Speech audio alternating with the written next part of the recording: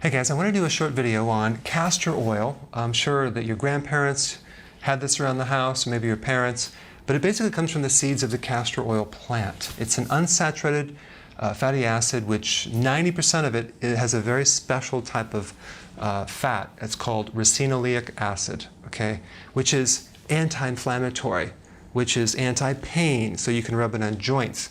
It's an anti-fungal. It's good for your immune system. So some people put it on their psoriasis and their skin, they rub it into the skin. Other people use it on the eyelashes to help the eyelashes become thicker, stronger, and longer, especially if they have an autoimmune condition where the eyelashes are falling out. And I think the reason why it works is because it's good for the immune system. It's an anti-inflammatory and antimicrobial, antifungal. So that's probably why it works. Also, it's good for a laxative. Some women take it to induce labor if they're pregnant and they need to, and they're overdue. Also, you can rub it on the joints and muscles if you have pain or soreness, okay?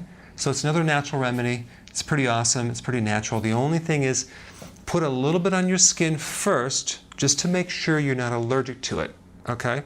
Before you put it on your eyelashes or anything like that. All right, thanks for watching. Hi guys, hey listen, I created a pretty amazing evaluation quiz down below that actually analyzes your symptoms to find the cause, the root cause of all of your symptoms, the most likely cause. So take the quiz now and we'll send you a report.